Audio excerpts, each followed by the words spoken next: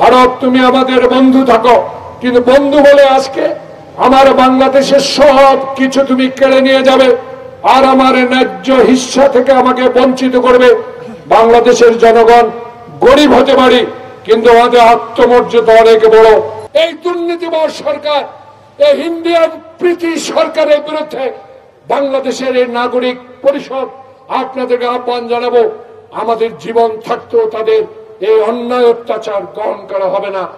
নত জানু পররাষ্ট্র নীতি অবলম্বন করে যিনি আজকে ভারতে যাচ্ছেন, তার পূর্ব মুহূর্তে ভারতীয় রেল কর্তৃপক্ষ বাংলাদেশের স্বাধীন রাষ্ট্রের এই মাটির উপরে দিয়ে, ভূমির উপর দিয়ে রেল নির্মাণের যে প্রত্যয় ঘোষণা করেছেন, তার প্রতিবাদে আজকের এই প্রতিবাদ সভা। কাউকে খুশি করার জন্য যদি মিঠাইতে কিশোরগঞ্জে একটি বাঁধ নির্মাণ করে বাংলাদেশের আজকে অগণিত মানুষকে পানিতে ডুবিয়ে দিচ্ছে, সে ব্যক্তি বিশেষকে খুশি করার জন্য এই বাঁধ আজকে সিলেটের মানুষের জন্য একটি উপহাস হয়ে পড়েছে। প্রিয় বন্ধুগণ, ভারত আমাদের বন্ধু, ভারত আমাদের মুক্তিযুদ্ধের সময় অস্ত্র দিয়েছে, ভারত আমাদের প্রতিবেশী। তাই ভারতকে আমরা কোনোদিনও অবজ্ঞা করতে চাই না, ভারতকে অপছন্দ করতেও চাই না।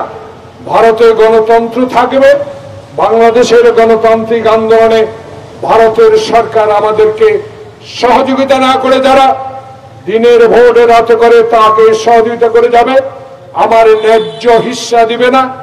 আর ন্যায্য হিস্সা পেতে গেলে আমাদেরকে সীমান্তে গুলি করে মানুষ মারবে, ফেলানিকে গুলি করে তার কাঁটায় জড়িয়ে রাখবে, তার কাঁটায় ঝুলিয়ে রাখবে। সেই বন্ধু তো বাংলাদেশের মানুষ চায় না। তাই ইতিমধ্যে মানুষ বলা শুরু করেছে, ভারত তুমি আমাদের বন্ধু থাকো, কিন্তু বন্ধু বলে আজকে আমার বাংলাদেশের সব কিছু তুমি কেড়ে নিয়ে যাবে আর আমার ন্যায্য হিস্সা থেকে আমাকে বঞ্চিত করবে। বাংলাদেশের জনগণ গরিব হতে পারি, কিন্তু আমাদের আত্মমর্যাদা অনেক বড়। তাই আমরা আজকে আপনাদেরকে জানিয়ে দিতে চাই, বাংলাদেশের ন্যায্য হিস্সা বা ন্যায্য হিস্সা আপনাকে দিতেই হবে।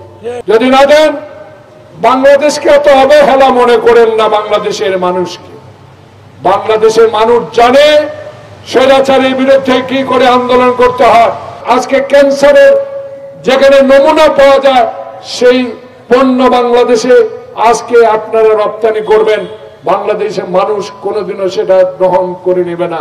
আমরা দায়িত্বহীন কণ্ঠে বলতে চাই, হাফ প্যান্ট পরে খালি পায়ে যুদ্ধ করে যে দেশ স্বাধীন করেছি, রাওয়ালপিন্ডির জিঞ্জির আমরা ভেঙে চুরমার করে দিয়েছি।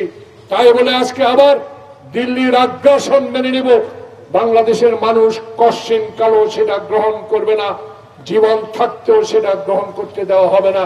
এই দুর্নীতিবাজ সরকার, এই ইন্ডিয়ান প্রীতি সরকারের বিরুদ্ধে বাংলাদেশের এই নাগরিক পরিষদ আপনাদেরকে আহ্বান জানাবো, আমাদের জীবন থাকতেও তাদের এই অন্যায় অত্যাচার গ্রহণ করা হবে না।